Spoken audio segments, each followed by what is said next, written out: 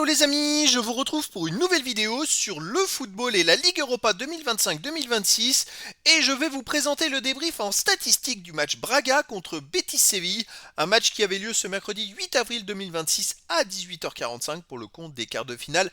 Allez dans cette compétition. Alors dans cette vidéo, on va revenir sur les buts de cette rencontre, mais surtout sur les statistiques des deux équipes pour comprendre un petit peu le déroulé du match et on terminera la vidéo par le calendrier du match retour. Alors un nul un partout, tout est donc possible pour la qualification entre ces deux équipes et c'est Braga qui a ouvert le score dès la 5e minute par Grilic d'une frappe qui est passée dans un petit trou de souris.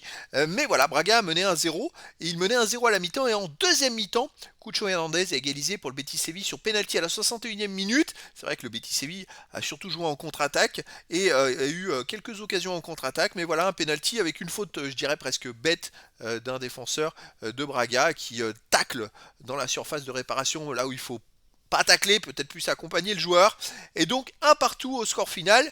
Donc tout est possible pour le match retour. Alors les statistiques, il y a eu 1,54 XG buts attendus à 1,39 en faveur du Betis Séville. C'est à peu près la même chose pour les deux équipes, mais les stats de jeu par contre c'est pas la même chose.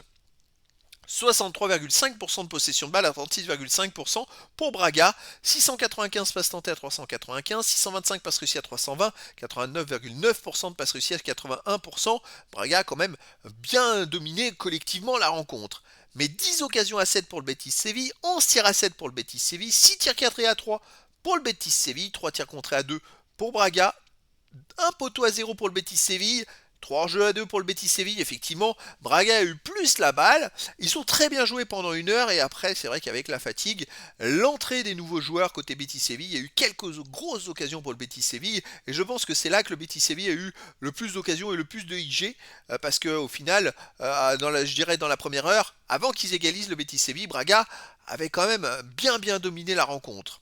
Les autres statistiques, il y a eu 4 corners à 1 pour Braga, 12 centres à 11 pour Braga, 6 interceptions à 4 pour le Betis Séville, 23 tacles à 12 pour le Betis Séville, 45 duels gagnés à 40 pour le Betis Séville, 5 arrêts à 2 pour Braga, 13 fautes partout, 3 jaunes partout, pas de rouge.